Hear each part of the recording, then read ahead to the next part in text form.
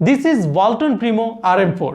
এটা ওয়ালটনের নতুন entry budget smartphone and এই স্মার্টফোনটাকে রিসেন্টলি বাজারে রিলিজ করা হয়েছে।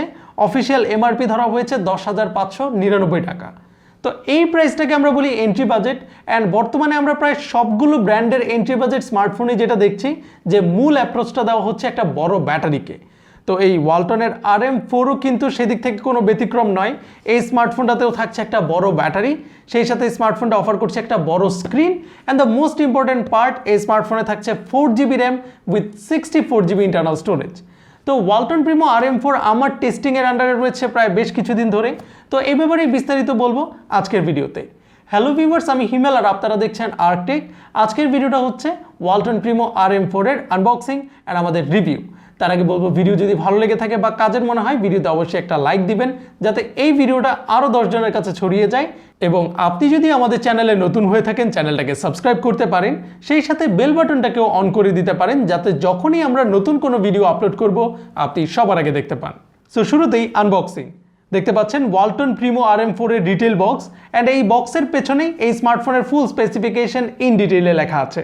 সো আমরা স্মার্টফোনটাকে আনপ্যাক করে ফেলছি এবং উপরের কভার বক্সটি সরানোর পরেই পাওয়া যাচ্ছে মূল বক্স এবং স্টিকার কাটলেই সবার প্রথমেই পাচ্ছেন ওয়ালটন প্রিমো RM4। আমরা স্মার্টফোনটাকে আরেকটু ক্লোজ লুকে দেখে নেই, স্টিকারগুলো খুলে নেই এবং এই ফোনটাকে নিয়ে আমরা পরবর্তীতে ডিটেইলে কথা বলবো। সো ফোনটাকে সাইডে রেখে আমরা দেখি ভিতরে আর কি থাকছে। তো এখানে সবার প্রথমেই থাকছে একটা ওয়ারেন্টি কার্ড, এরপরে বক্সে থাকছে একটা গ্লাস প্রোটেক্টর এবং গ্লাস ক্লিনার। বক্সে একটা সিলিকন মেড ব্যাক কভারও থাকছে। এরপরে বক্সে থাকছে একটা 10 ওয়াটের চার্জিং ব্রিক, থাকছে মাইক্রো USB কেবল এবং একটা বেসিক ইয়ারফোন অ্যান্ড ইয়েস, সিম টুলটাও আপনারা বক্সে পাচ্ছেন। সো শুরুতেই ডিজাইন অ্যান্ড বিল্ড কোয়ালিটি নিয়ে কথা বলি। তো বিল্ডের ব্যাপারে বললে it's all plastic build smartphone, অর্থাৎ এর back panel, side bar, buttons, each and everything plastic build. Normally আমরা পলিকার্বনেট বিল্ড বা প্লাস্টিক বিল্ডের স্মার্টফোনগুলো দেখি খুব একটা ওজনে ভারী হয় না, লাইট ওয়েটেড হয়। বাট ওয়ালটন প্রিমো RM4 কিন্তু লাইট ওয়েটেড না, এটা মোটামুটি বেশ ভারী একটা স্মার্টফোন এবং একই সাথে আমি বলবো বেশ বাল্কিও। এর পেছনে অবশ্য কারণও আছে, বিকজ এই স্মার্টফোন একটা বড় স্ক্রিন অফার করছে অ্যান্ড একই সাথে স্মার্টফোনে থাকছে একটা বড় ব্যাটারি। সো ডেফিনেটলি আমরা বুঝতে পারছি কেন স্মার্টফোনটা এত ভারী। তবে ভালো লেগেছে ফোনটা কিন্তু লং টাইম ইউজও হাতে খুব একটা আনকমফোর্টেবল ফিল দেয় না অ্যান্ড বেশ সলিড একটা গ্রিপও দেয়। ফোনটার ডান পাশে থাকছে ভলিউম রকার অ্যান্ড পাওয়ার কি, বাম পাশে থাকছে সিম ট্রে যেখানে আপনি 2টি সিম কার্ড এবং একটা SD কার্ড একই সাথে ইউজ করতে পারবেন। নিচের দিকে থাকছে মাইক্রো USB পোর্ট, এক পাশে মাইক্রোফোন অ্যান্ড অন্য পাশে সিঙ্গেল স্পিকার। টপ পোর্শনে থাকছে 3.5mm অডিও জ্যাক। রেয়ারের টপ লেফট কর্নারে থাকছে ট্রিপল রেয়ার ক্যামেরা অ্যান্ড তার পাশেই ফিঙ্গারপ্রিন্ট সেন্সর। আমি রিসেন্টলি বলেছি যে এরকম এন্ট্রি বাজেট স্মার্টফোনে বর্তমান কেসে ফিঙ্গারপ্রিন্ট সেন্সর থাকতেই হবে টাইপ একটা ফিচার। তো এই স্মার্টফোনের ফিঙ্গারপ্রিন্টের এক্সপিরিয়েন্স দিয়ে যদি বলি, এটার আনলকিং স্পিড যথেষ্ট ফাস্ট, অর্থাৎ আমি যখনই এটাকে আনলক করি ফিঙ্গারপ্রিন্ট সেন্সর দিয়ে ইটস প্রিটি অ্যাকুরেট। তবে একটু এদিক সেদিক হলেই, অর্থাৎ যদি আঙুলটা ঠিক পিন পারফেক্ট পজিশনে না পড়ে সেই ক্ষেত্রে কিন্তু মিসজাজ হয়। এবং একটা এন্ট্রি বাজেট স্মার্টফোনের দিক থেকে আমি যদি বলি, এর ফিঙ্গারপ্রিন্ট সেন্সরের এই এক্সপিরিয়েন্সটা কিন্তু মোটেও ডিল ব্রেকিং না। ফ্রন্টে থাকছে 6.5 ইঞ্চ HD+ IPS স্ক্রিন যার উপরে থাকছে নচ। ডিসপ্লের দুপাশেই বেশ বড় বেজেল থাকছে অ্যান্ড টপ বেজেলটাও বেশ বড়, নিচেও চিন থাকছে। সো লুক ওয়াইজে কিন্তু আপনি এটা ধরে ফেলতে পারবেন যে এটা একটা এন্ট্রি বাজেট স্মার্টফোন। তো আমি এই ফোনের টাচ কোয়ালিটি নিয়ে যদি বলি, টাচ কোয়ালিটি আমার কাছে ঠিকঠাক লেগেছে। আমার এতদিনের এক্সপিরিয়েন্সে টাচ নিয়ে কোনো প্রবলেম হয়নি অ্যান্ড সবথেকে বড় ব্যাপার, টাচের একটা অ্যানিমেশন রয়েছে স্মুথ, সেটার কারণে ওভারঅল এক্সপিরিয়েন্সটাও বেটার ছিল। এবার আমি যদি ভিজুয়াল এক্সপিরিয়েন্সের কথা বলি, এই স্মার্টফোনের ওভারঅল ব্রাইটনেস এরকম ইনডোর কন্ডিশনে ঠিকঠাক ছিল, কোনো প্রবলেম হয়নি। তবে আউটডোর কন্ডিশনে আমার কাছে ব্রাইটনেস কিছুটা কম মনে হয়েছে ম্যাক্সিমাম ব্রাইটনেসের ক্ষেত্রেও। ডিসপ্লের কালার নিয়ে বললে কালারও আমার কাছে ঠিকঠাক লেগেছে।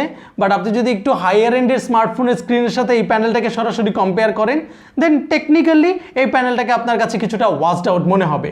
বাট রেগুলার মুভি ওয়াচিং বা কন্টেন্ট ওয়াচিংয়ে এই প্যানেলটা কিন্তু কালার ডিপার্টমেন্টে আপনাকে খুব একটা বদার করবে না। অ্যান্ড দ্য গ্রেট পার্ট হচ্ছে এখানে একটা বড় স্ক্রিন পাচ্ছেন উইথ HD+ রেজুলেশন, যেখানে স্বাভাবিকভাবে মনে হতে পারে যে শার্পনেসের একটা কমতি আপনি পাবেন, which is true. But I was surprise যে প্যানেলটা কিন্তু আমার কাছে রেগুলার ইউজে যথেষ্ট শার্প মনে হয়েছে অ্যান্ড প্যানেলটা IPS, সো ভিউইং অ্যাঙ্গেল নিয়েও এখানে কোনো প্রবলেম হয়নি। সো আপনি যদি প্রাইস বিবেচনা করে এই ডিসপ্লেটাকে বিবেচনা করেন, দেন আমি ডেফিনেটলি বলবো RM4 এর ডিসপ্লে একটা প্রিটি গুড ডিসপ্লে।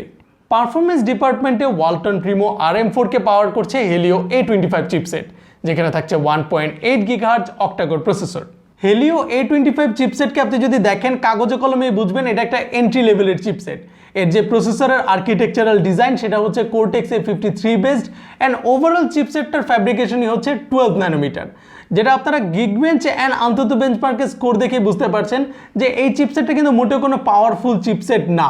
এটা সর্বদিক থেকে তার টেন্ডেন্সি থাকে কিভাবে পাওয়ার সেভ করা যায়, ব্যাটারি সেভ করা যায়। সো আপনি এই ফোনটাকে কীভাবে ইউজ করবেন, সে ফর এক্সাম্পল আপনি প্রচুর ইন্টারনেট ইউজ করেন, ইন্টারনেট ব্রাউজ করেন, আপনি এই ফোনটাতে পারফেক্টলি ইউজ করতে পারবেন। আপনি ভিডিও দেখেন, ইউটিউবে প্রচুর ভিডিও দেখেন, আপনি এই ফোনটাকে পারফেক্টলি ইউজ করতে পারবেন। মাল্টিপল সোশ্যাল নেটওয়ার্কিং সাইট আপনি এখানে ইউজ করছেন, ঠিকঠাক আপনি এখানে চালাতে পারবেন। আপনি রেগুলারলি মানে ফোন কল, মেসেজ, ইমেইল অর্থাৎ টুকটাক অফিসের যেই ডক ফাইলের কাজগুলো করা হয় সেগুলো আপনি যদি করতে চান মানে স্মুথলি আপনি করতে পারবেন। সব কিছু অফ রেখে যদি ছোটোখাটো গেমসগুলো আপনি খেলতে চান সব খেলতে পারবেন। বাট দ্য ফ্যাক্ট ইজ এরকম মিডিয়াম ইউজ বা সিঙ্গেল ইউজের বাইরে যখনই আপনি ফোনটাকে একটু হেভি ইউজের জন্য পুশ করবেন তখন যেটা দেখবেন যে ইউআই নেভিগেশনে হালকা স্টার্টারিং আপনি পাবেন। নতুন অ্যাপ যখন ওপেন করবেন অ্যাপ ওপেন হতে কিছুটা সময় নেবে, অ্যাপ সুইচিং একটা অ্যাপ থেকে আরেকটা অ্যাপে যখন সুইচ করবেন এই সুইচিং টাইমে কিছুটা ডিলে হবে বিকজ এর প্রসেসরটা কিন্তু অনেক বেশি পাওয়ারফুল না। বাট দ্য ফ্যাক্ট ইজ এটা কিন্তু ওপেন হবে বিকজ এনাফ মেমোরিজ রয়েছে, 4GB RAM and 64GB internal storage. So মাল্টিটাস্কিংয়ে কিন্তু এক্ষেত্রে একটা ভালো সুবিধা পাবেন। সো আপনার রেগুলার লাইফে ইউজ করা যে অ্যাপসগুলো অ্যান্ড যে টাস্কগুলোর কথা বললাম যেভাবে আমরা রেগুলারলি একটা এন্ট্রি বাজেট স্মার্টফোন ইউজ করি এই ইউজে কিন্তু মডারেট পারফরমেন্সে এই স্মার্টফোনটা বেশ স্টেবল একটা পারফরমেন্স দিবে। অ্যান্ড আমার কাছে ভালো লেগেছে যে এখানে থাকছে Android 10 অপারেটিং সিস্টেম যেটা কমপ্লিটলি স্টক, কোনো অদরকারি অ্যাপস নেই, কোনো ব্লোটওয়্যার নেই এবং বেশ স্মুথ একটা এক্সপিরিয়েন্স আমি এখানে পাচ্ছি। আমার পার্সোনাল এক্সপিরিয়েন্স থেকে আমি অলওয়েজ এরকম স্টক লুকে লাইক বা এরকম স্টক অ্যান্ড্রয়েড এক্সপিরিয়েন্সকে অনেক এগিয়ে রাখি যতই ফিচার প্যাক হোক না কেন যে কোনো কাস্টম ইউআই থেকে। গেমিং সেগমেন্ট নিয়ে বললে আই প্লেড অ্যাসফল্ট 9 হিয়ার এবং বাই ডিফল্ট যে গ্রাফিক্সটা এখানে অ্যালাউ করে সেই গ্রাফিক্সে বেশ স্মুথ ছিল গেম প্লে এবং এখানে আপনি হেভি গ্রাফিক্যাল গেমগুলোকে লো সেটিংয়ে খেলতে পারবেন বাট কম্পিটিটিভ ওয়েতে না। তবে আমি এখানে সাজেস্ট করবো গেমিং সেগমেন্টে আপনি যদি ছোটোখাটো গেমগুলো ছোটোখাটো লো গ্রাফিক্যাল গেমগুলোকে খেলেন সেক্ষেত্রে এখানে পারফরমেন্স ভালো পাবেন। ক্যামেরা ডিপার্টমেন্টে রেয়ারে থাকছে 13 মেগাপিক্সেল মেইন ক্যামেরা যেটা হচ্ছে সনিড সেন্সর অ্যান্ড এর সাথে থাকছে 5 মেগাপিক্সেল আলট্রা ওয়াইড অ্যান্ড একটা ডেপথ সেন্সর অ্যান্ড সেই সাথে এলইডি ফ্ল্যাশও থাকছে। সো ইউজুয়ালি আমরা বর্তমান সময়ের যেই মানে রিসেন্টলি লঞ্চড আমরা এই এন্ট্রি বাজেট স্মার্টফোনগুলোতেও দেখেছি সেখানেও কিন্তু মাল্টিপল ক্যামেরাস ছিল কিন্তু তারা সেখানে জাস্ট মেইন ক্যামেরার বাইরে গোজামিল 2টা ক্যামেরা দিয়ে দিত, ডেপথ সেন্সর, ম্যাক্রো সেন্সর, যেটা আদতে আমি মানে অলওয়েজই বলেছি যে ইউজলেস। বাট এখানে আলট্রা ওয়াইড লেন্সটা ইউজ করা হয়েছে যেটা আমার খুবই ভালো লেগেছে আমি এবং অ্যাপ্রিসিয়েটও করি বিকজ আলট্রা ওয়াইড লেন্স একটা কাজের লেন্স, যেমনই হোক আপনি টুকটাক ছবি তুলতে পারবেন যেটা কাজের হবে। বাট এই বাজেটে আসলে 2 মেগাপিক্সেল ম্যাক্রো লেন্স কোনো এক্সপেরিমেন্টাল কাজে আসবে না অ্যান্ড ডেপথ সেন্সর তো অ্যাজ অলওয়েজ আমরা জানি। তো পিকচার কোয়ালিটি নিয়ে আমি যদি বলি এর মেইন ক্যামেরার ছবির স্যাম্পলগুলো দেখতে পাচ্ছেন, এর আগে আমি ওয়ালটনের এই H9 Pro রিভিউ করেছিলাম, তার মেইন ক্যামেরার সাথে এই মেইন ক্যামেরার ছবির আমি বেশ মিল পাচ্ছি যেখানে কালার অ্যান্ড শার্পনেসের ক্ষেত্রে একটু এগ্রেসিভ ভাইব দেখা যায়, একটু বেশি শার্প করে ফেলছে, একটু বেশি স্যাচুরেটেড করে ফেলছে যেটা দেখতে খুব একটা খারাপ লাগে না বাট সব ক্ষেত্রে কিন্তু খুব একটা ভালো লাগে না। তবে ডায়নামিক রেঞ্জ অ্যান্ড ডিটেলসের ক্ষেত্রে আমি বলবো যে এটা জাস্ট অ্যাবোভ অ্যাভারেজ বা জাস্ট অ্যাভারেজ বলা যায়। তবে ডেফিনেটলি ইমপ্রুভমেন্টের অনেক জায়গা রয়েছে। প্রথমত হচ্ছে এর যে সফটওয়্যার প্রসেসিং, ইমেজ প্রসেসিং সেই জায়গাটাতে আই থিঙ্ক কাজ করা উচিত। অ্যান্ড আরেকটা ব্যাপার হচ্ছে H9 Pro বলি বা এর আগের HM5 বলি তার থেকে এই ফোনটার price definitely better. So just ব্যাটারিকে পুশ না করেও ক্যামেরা ডিপার্টমেন্টে আমার মনে হয় আরেকটু বেশি সিনসিয়ার হওয়া উচিত। 5 মেগাপিক্সেল আলট্রা ওয়াইড লেন্সেরও স্যাম্পল দেখতে পাচ্ছেন, গুড লাইটিং কন্ডিশনে ঠিকঠাক ছবি তুলতে পারে এবং আমি খুব একটা জাজমেন্টাল হলাম না, এন্ট্রি বাজেটে এই ক্যামেরাটা বেশ কাজের। ডেপথ সেন্সর ওভারঅল কেমন কাজ করে পোর্ট্রেট রেজাল্ট দেখে বুঝতেই পারছেন, আমি কমপ্লিটলি বলবো ইটস জাস্ট ইউজলেস। অ্যান্ড এখানে ভিডিও করতে পারবেন এই ক্যামেরা দিয়ে হচ্ছে ফুল এইচডি রেজুলেশনে 30 FPS অ্যান্ড এটাই হচ্ছে ম্যাক্সিমাম ক্যাপাবিলিটি। ফ্রন্টে থাকছে BSI 8 megapixel selfie camera, selfie রেজাল্টগুলোও দেখতে পাচ্ছেন, আমি ডেফিনেটলি বলবো এটা ডিসেন্ট রেজাল্ট প্রোভাইড করে, স্কিন টোন বেশ ন্যাচারাল, কালারও ঠিকঠাক বলা যায়। But yet again software processing, ব্যাকগ্রাউন্ডের হাইলাইট কন্ট্রোল বা ওভারঅল হোয়াইট ব্যালেন্স কন্ট্রোলে কিছুটা স্ট্রাগল করে, তবে বেশ চলনসই ক্যামেরা পাচ্ছেন এই স্মার্টফোনে। তো এবারে ব্যাটারি, প্রিমো RM4 থাকছে প্রায় 6000 মিলিঅ্যাম্পিয়ার ব্যাটারি বা সোজা সাপটা বললে 5950 মিলিঅ্যাম্পিয়ার ব্যাটারি, যেটাকে ক্লেম করছে ওয়ালটন।